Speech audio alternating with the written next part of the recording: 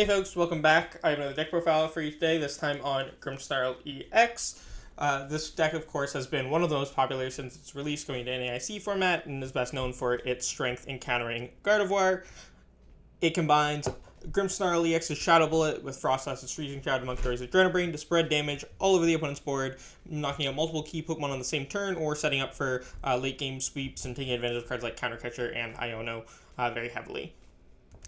I have played this deck a lot and coached multiple players in the deck going into NAC and wrote a guide on it, although I ended up not playing it in the end. But I still think it was a very, very strong choice for NAIC. It obviously did very, very well at NAIC, and some of my students had a lot of success with the deck at NAIC as well. So with all that being said, let's take a look at where the deck should be going into this format now that we've had some new additions and some other changes just in the metagame in general. Starting with the Pokemon line, we have a 3/2/2 Grimmsnarl EX. Grimmsnarl Punk Up ability allows it to flood the board with Dark Energy. Of course, they can only be accelerated to our other Marnie's Pokemon, but it allows it to at least set itself up. Typically, sometimes you'll use Punk Up to thin energy out of your deck, just by like putting 2 on the Grimmsnarl and maybe like 1 or 2 on another Impidimp on the bench or something like that. Or if you play Energy Switch, it can be used in combination with Energy Switch to move Energy Switch to your Munkidoris. But generally speaking, we just Punk Up for the 2 energy to the Grimmsnarl, similarly to how you would do setting up like a Charizard EX. And even more so, because with Grimmsnarl, those Dark Energies, we still want to draw into them a good amount throughout the game to keep setting up more or new Munkidori. So we don't always necessarily want to thin a bunch of energy out of the deck.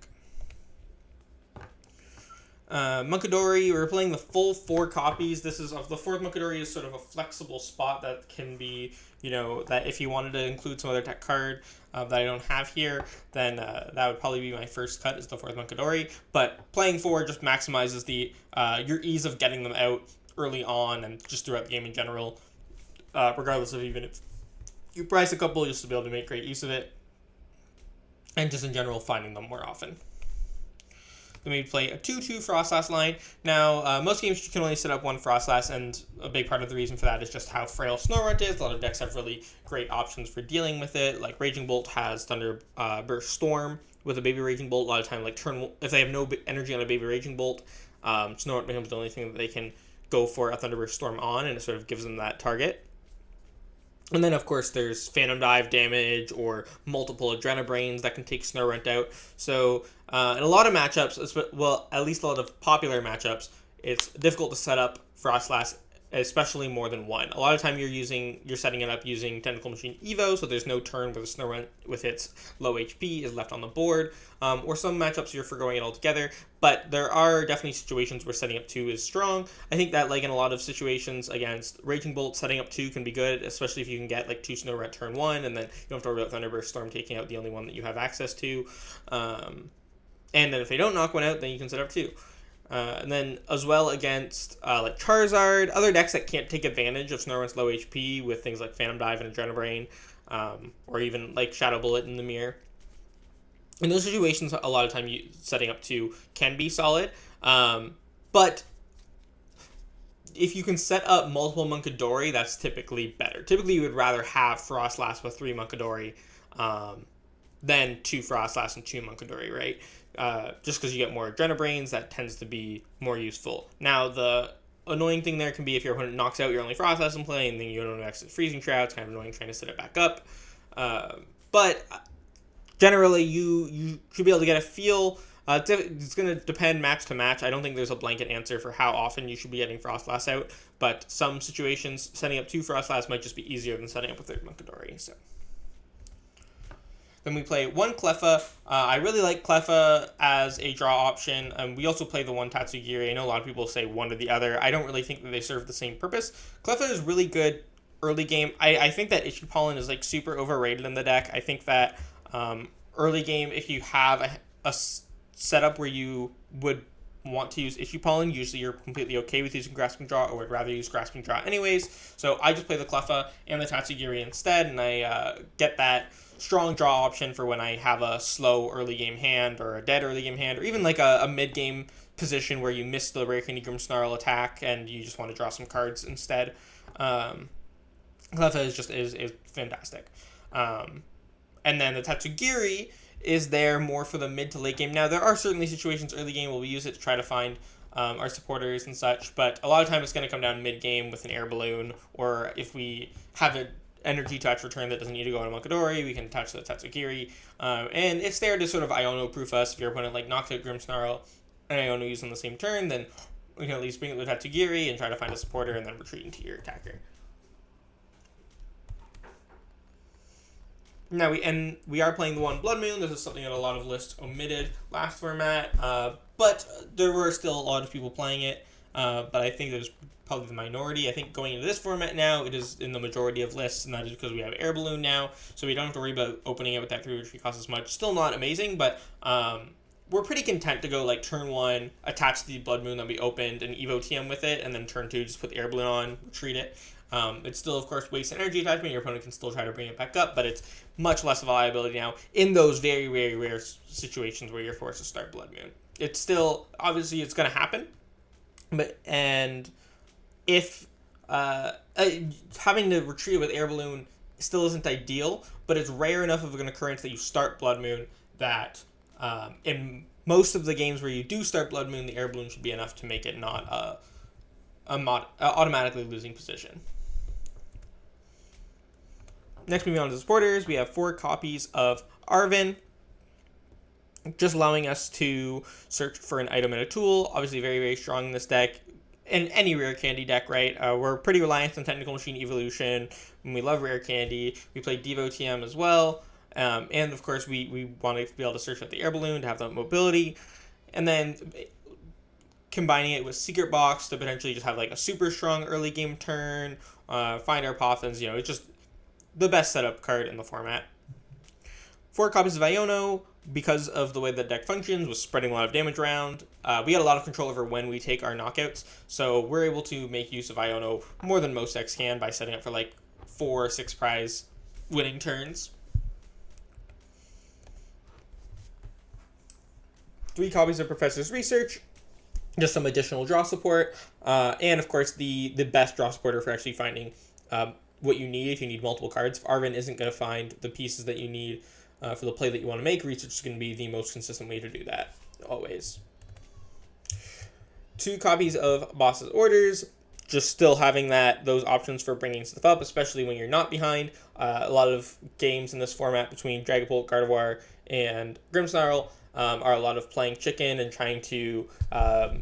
both players are trying to get them be in the advantage to make the most of Ionos and counter catchers, right? So both players trying not to give each other access to strong counter catcher plays and stuff like that. So in my opinion, with just the fact that 3 of the most popular decks in the format sort of function similarly in that way and trying to deny counter catcher plays, it's still important to have the 2 boss rather than like a 3 counter catcher, 1 boss split. And I think that most people are in agreement on that in terms of Grimmsnarl, at least at this point.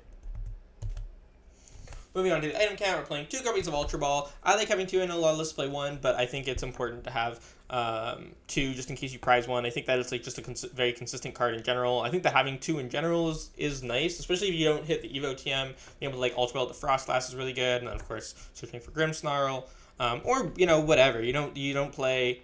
We only play 1 Nest Ball, right? A lot of lists don't even play Nest Ball at all. So Ultra Ball is also just a good way to find Munkidori and Bloodmoon off of an Arven.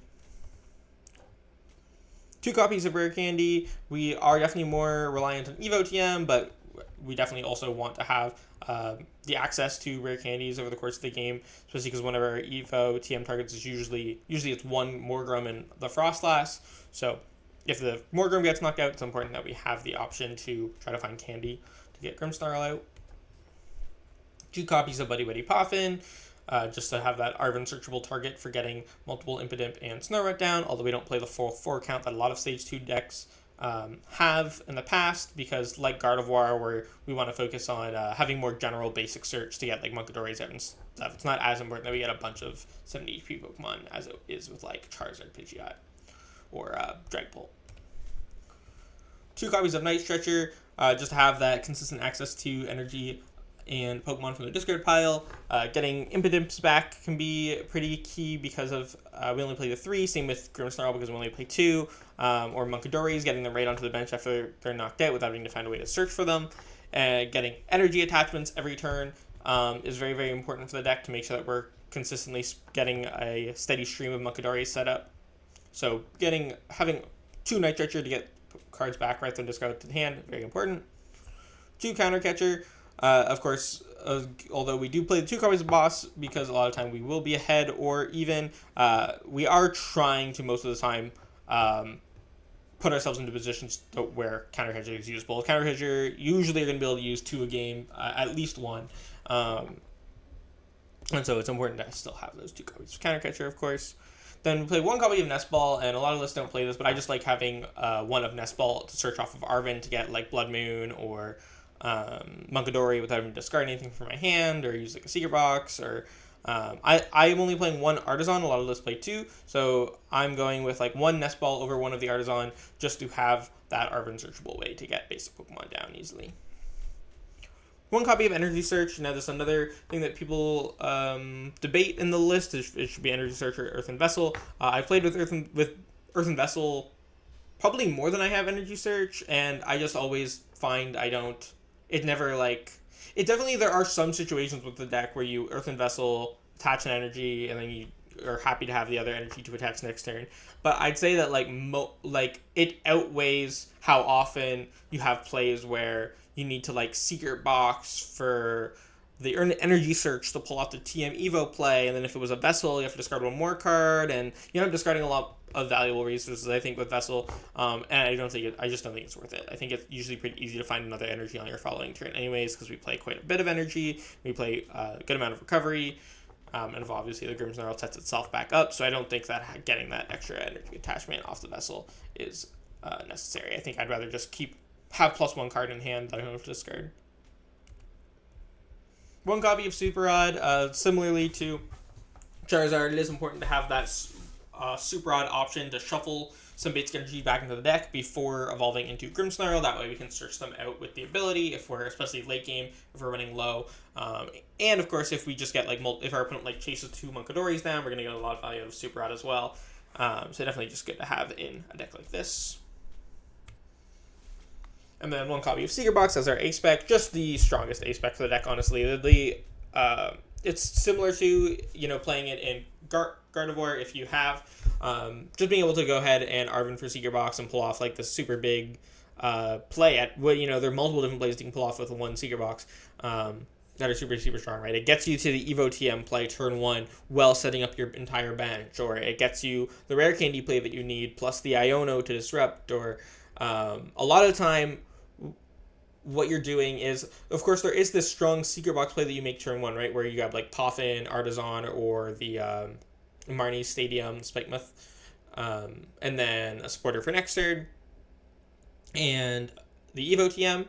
However, don't go for that play more than you need to. I think people can jump the gun on it a little bit sometimes, but if you have a strong setup by just Arvening for Poffin Evo, and you're going to be good for next turn, just go for the Arven for Poffin Evo, the times when you want to use Secret Box, if it's 1, the only way to pull off the Evo play, and 2, you should be evaluating, do I have a supporter for next turn already? If you're going to Secret Box away, if you're going to Arven for Secret Box and, Secret Box away your draw supporters, that is not, I'm not saying that's always a bad option. Sometimes that is, if you have a weaker hand, and you just need, you need an item, a stadium, and a tool to really have a strong turn, that's definitely a viable option. But if you already have a decent start and a supporter for next turn, you don't always need to use the Secret Box, right? But the Secret Box is a great way to get that strong start, and then also find out a research for next turn if you don't, or an Iono for next turn if you don't already have one.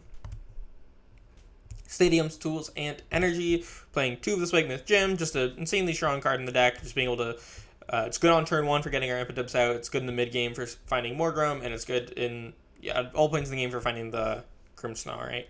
Then we're playing 1 copy of Artazon just to have a stadium that searches out our Munkidoris mainly, especially with Secret Box synergy, being able to go Secret Box for Poffin, for Impidimp Snorunt, and then Artazon for a monkey, attached to a monkey.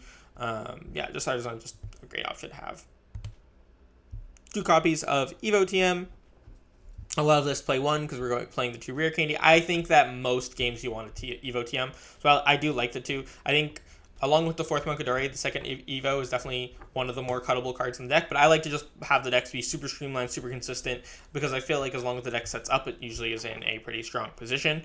So I really like the two Evo TM. It's been a big consistency boost for me. What else is nice about it is if you don't have Arven, like it's not just about the pricing, right? It's also like if you don't have Arven to search it out, then the most consistent, then you double your odds of drawing it naturally off of like research or Iono or just your opening hand by having 2 copies of the deck, right?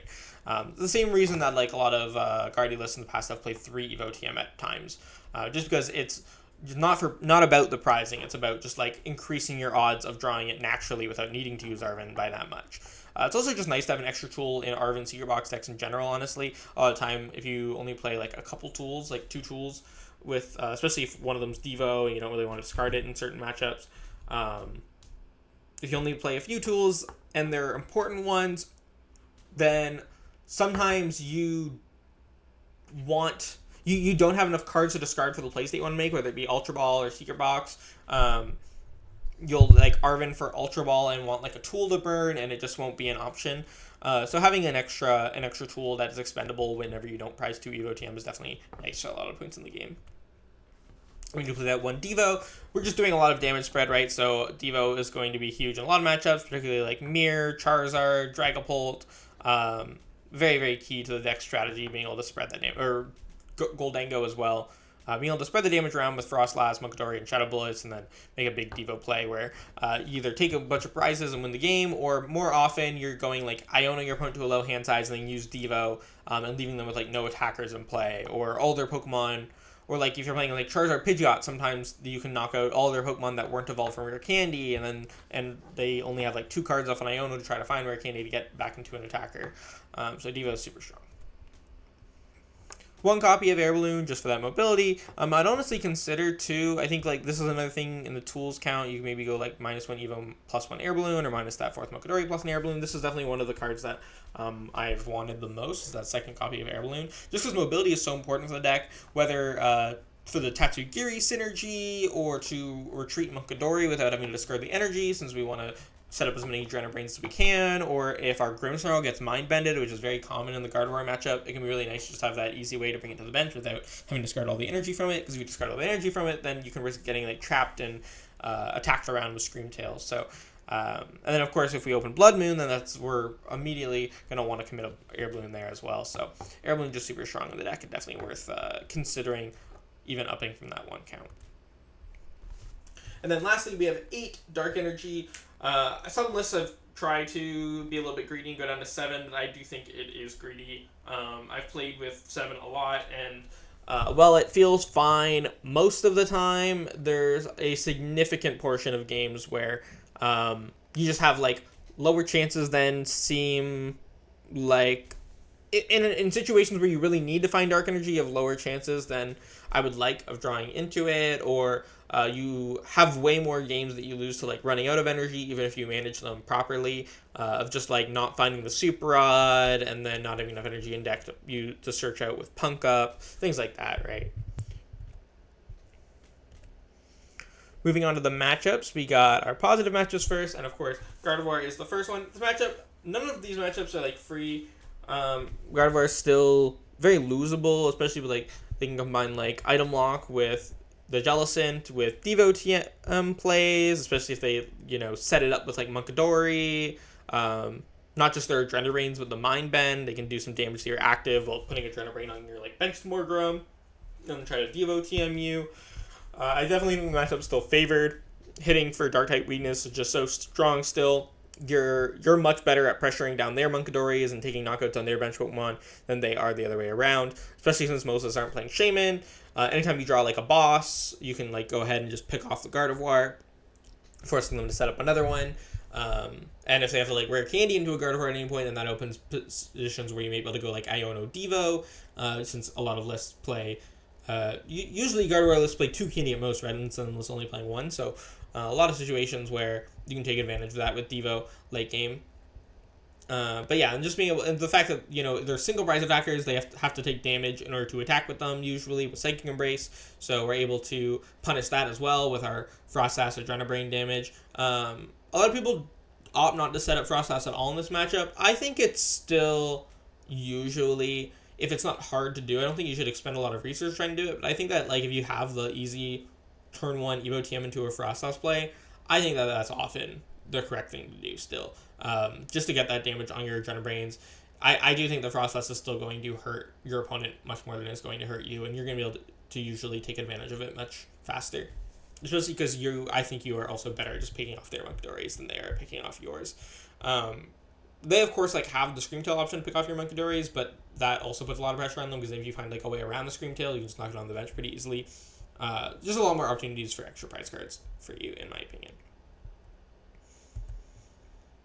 Then we have Poltzard. Now, Poltzard, I think, is a fairly favorable matchup. It's pretty difficult for them to one-shot a Grimmsnarl, and they are pretty reliant on getting a lot of evolution Pokemon out. The Dracloaks, of course, have abilities. Charizards have abilities, so we set up Froslass, and we're using a bunch of Adrenabrains, and we're just putting a lot of damage on their board to set up for Devo TM plays.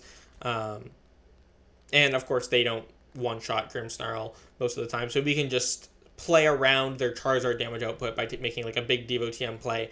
We don't have to take enough prizes where they can ever one-shot a Grimmsnarl with Charizard. So if they're only ever two-shotting us, we have to heal so much damage off with our Munkidoris every turn, and which is so much more damage on your opponent's board. And then we can set up for, like, a Devo TM play where you not only take a bunch of prizes in one turn, but also leave your opponent without the option to attack with Charizard because of Devo TM.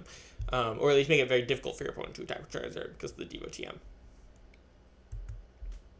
Next, we have our even matchups, starting with Raging Bolt. I think you could say this is slightly unfavorable. I think that especially because we're not playing the Maractus, but I think that with this current list, I actually think it was pretty solid into it. I think that going ahead and trying to set up 2 Froslass early on can be really good against a Bolt, just for putting so much more damage on their board, especially if they do put a bunch of ability Pokemon into play, right? You'll sort of know how well they're playing around Froslass pretty quickly. And I think Bloodmoon makes this matchup way better. The fact that we only need to take 4 prizes with our Grimmsnarls, that can be on with 2 Shadow Bullets back to back, right? If on two different things, and then just Bloodmoon for our last 2 games. That can be really strong. Just cleaning up with Bloodmoon after setting up a 4 prize turn with Shadow Bullets, and of course we can also just, like, take a Shadow Bullet knockout on something like Squawkabilly or Mew, or, you know, Pheasantipede and Teal Mask are pretty easy to knock out as long as we get Froslass down and get some damage on them with Froslass or Adrenabrain.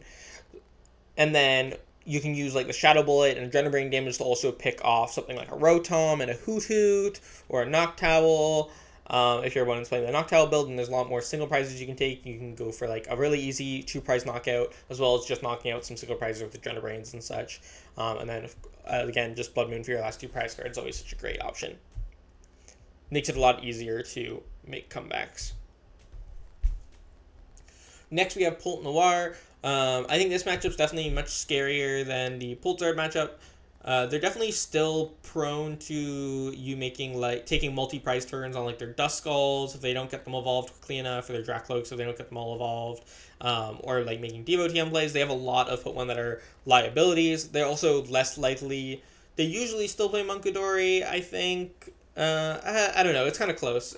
You could call it close to 50-50 probably. But I think a lot of lists still play Munkidori, but it's less likely to play Munkidori than the Poltzard or straight Polt lists are, which is another thing that makes the matchup better for you. But Dusclops and Dusknoir are, of course, still scary as a Munkidori deck, especially giving your opponent so many options to pick off your bench Pokemon that you are pretty reliant on. That's a matchup where a lot of time you probably wouldn't even bother setting up the Froslass just because it is so easy for an opponent to pick off. And it is going to usually, if your opponent plays around it by not just, like, putting a bunch of Dracloaks into play, then it's a lot of time going to hurt you more than it hurts your opponent by making it more difficult to keep your Munkidoris out of Adrenabrain range. Adrenaline plus Phantom Dive knockout range, at least. Especially because they can use Dusclops to soften some of your Munkidoris. It's just way harder to keep Munkidoris in play than it is against other Dragon Bolt builds. Next we have Charizard Pidgeot. Now, this is a worse matchup than Charizard with Dragapult, just because they play usually 2 Charmeleon and Picnic Basket and Turo. I think the matchup, you might even, it depends on the list, you might even be closer to unfavored, but a lot of lists aren't as good. Like, Gabriel Fernandez's list from NAIC is built to deal with Grimmsnarl fairly well, right? Like, it has the Picnic Basket and the Turo and the Munkidori, plus like Dark Energy Search for the Munkidori.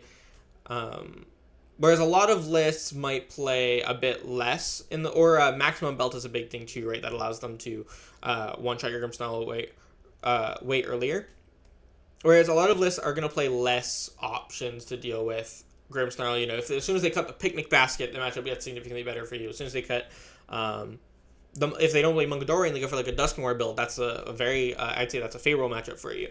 So it really kind of depends on what their list looks like, how good or bad the matchup is. I think that generally speaking, you can still win through a lot of Devo TM plays, or even just like Shadow Bulleting into an active Charizard, and Adrenabrating onto it, and then putting some Shadow Bullet damage on the bench and their Pidgeot, setting up for a turn where you can knock out like Charizard and Pidgeot in the same turn, is still really, really good. And then, of course, Devo TM is still going to be a major, major factor. Devo TM in Iono late game against Zard. As long as you pressure all the damage onto their Charizards that have evolved from Charmeleons, and then knock out their Pidgeot in the same turn that you Devo, leaving them needing to find Rare Candy off of an Iono to a low hand size is always a good idea in these matchups. Next, we have EV Box, which is even because of Leafeon. Assuming they play Leafeon, they can get that in there and one-shot a Grimmsnarl. If they get that set up like really quickly, it can be frustrating. You gotta try to trace down the EVX or EV before they evolve, or also target down your opponent's Hoots to try to make it more difficult for them to set up their attackers. If they get the Leafeon out before you can target down the EVX, like if they get like at turn 2, they evolve one of their EVs from into a Leafeon, and then they Burning Charge onto it, you always want, like, pretty much need to counter hit that Leafeon up right away and attack into it, because if you attack into like the Flareon at that point, your opponent's just going to be able to heal 100 damage off of it and one-shot you, and then you won't be able to one-shot it back, so it'll be there still threatening a one-shot on the next Grimmsnarl that you can set up. So you want to get the first attack into it, that way when it does attack you back and knock you out back, you're going to know you're going to have a way to deal with it. You can at least trade evenly with it at that point, and while also still applying pressure with Froslass, Munkidori, and Shadow Bolt damage on the bench on your opponent's Hoots and such. Next, we have N's Zoroark. This is a matchup where Darmanitan, of course, can be a bit of a threat, especially because they do play their own Munkidori. So they can use the combination of Darmanitan and Munkidori to knock out like Froslass and your Munkidori, or even 2 Munkidori in certain situations. And then, of course, beyond the Darmanitan, they still are a lot of times playing cards like Turo, or if you hit them for not enough damage, they can just sort of one-shot you back with the Reshiram attack. The nice thing here is that, of course, Zoroark has an ability, so there's a lot of damage going onto your opponent's board. If we can set up multiple Munkidoris, it's a lot more damage. It's easy to set up for Devo TM multi-prize plays. And if your opponent does whiff, like, healing, or doesn't play, like, the Turos, after you attack directly into a Zoroark, you can definitely pretty easily set up for, like, a 4-prize turn where you knock out 2 Zoroarks with 1 Shadow Bullet. And, of course, you can pressure down their Darmanitan with your Adrenabrains and Shadow Bullet damage. Now, the frustrating part there is that the Darmanitan, of course, has quite a bit of HP, and Darumaka has a little bit more HP than most pre-evolutions do to make Devo more difficult, and it does have an ability for damage to accrue on. But you can also just, a lot of us only play the 1/1 Darmanitan right now, so you could just also just target down their Darumaka or Darmanitan to remove that option from them. While setting up a Zoroark on the bench to not have enough damage on it to one-shot you, but do have enough damage that you'll be able to knock it out on a future turn with 1 Shadow Bullet. Unfavorable, we have Goldango. So Goldango, of course, plays Turo to heal off damage. They can stagger their Goldango evolutions to make it so that there's always like healthy Gimmighouls hitting the bench so to play around your Devo plays. They, of course, have Munkidori to keep their Pokemon healthy, and sometimes they even have Picnic Basket. Additionally, they are very good at one-shotting you. They're almost never going to have a problem one-shotting your Grimmsnarls. All of these things combine to make the deck very dangerous. Now, that being said, you do have like Genesect that comes down a lot of time now that you could potentially take an easy 2 prize cards on. If they open Fez, that's always going to be like an easy 2 prize cards and put you in a pretty decent position. And if they do whiff the Turo, a lot of times they're only playing the 1. You can set up for like a 4 prize turn, right, by going like Shadow Bolt into 1 Goldango, 30 onto a bench Goldango. And then, of course, you still have Devo as an option to at least take multiple prizes in a turn and limit your opponent's draw power. If you knock out like 3 Goldango in a turn with Devo, even if your opponent has another gimme goal to come up, you're at least taking 3 Queen bonus draws off the board while Ionoing your opponent to a lower hand size. That being said, the deck is definitely is still an unfavorable matchup. This list really is not teched out to beat it. You can play things like Genesect to have a better matchup. Maractus even is pretty okay now that they're playing.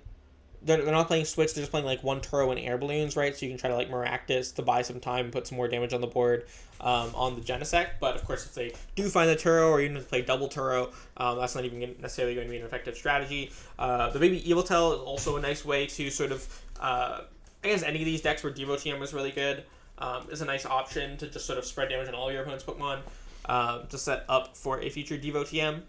Well, at least all the Pokemon that you can put damage on.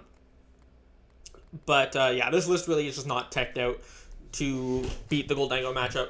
I think that the matchup is definitely, it's not like atrocious, but it's definitely one of your worst, if not your worst.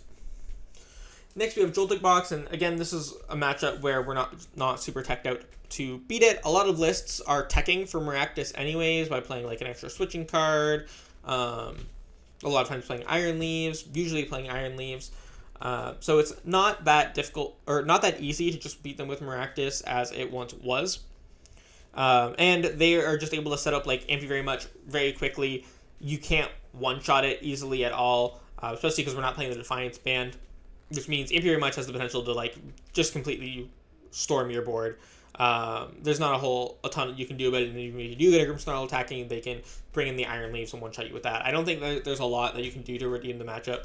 I think the Maractus definitely helps, but I think the matchup is still unfavorable. I think your deck is just not super built to beat it right now. Lastly, we have Straight Pull, which this one is the worst Pult build to play against just because there's always Munkidori. There's a lot of time 2 Munkidori. There's a lot of time Turos, and all of these things make the matchup much worse. I think this is, of the unfavorable matchup that we've talked about here, this is definitely the best one. This is the most winnable one. It's not that, it's only slightly unfavorable. Whereas Joltik and Goldango, I would rather not play against as Grimmsnarl. Even if it's winnable, I definitely would consider myself to have a significant disadvantage going into those matchups. Against Dragon Bolt, I wouldn't necessarily say the same. I think that it's very close.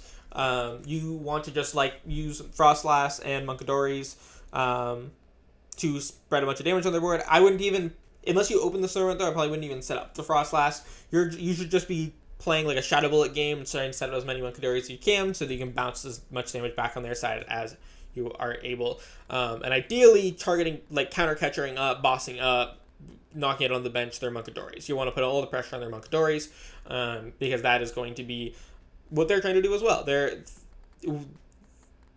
The only thing that you sort of have over them in this instance is that you play a thicker Munkidori line than they do. So if you can set up a ton of Munkidoris then and limit the amount of Munkidori that they have access to, that is how you gain an advantage. Because without being able to out Munkidori them, they are doing a little bit more damage to your active, and they're placing more damage on your bench and have more control over the damage that they are placing on your bench Pokemon. So the Shadow Bullet plus Adrenabrain has a higher damage output on their side unless you're able to keep more Munkidori in play than they can. And a lot of the time, I think that their deck is good at preventing that, and they are able to get their Munkidori back. They play more counter catcher than we do usually, so they're able to target down your monkeys a lot, and the deck is more consistent in general because of the built-in draw from recon directives.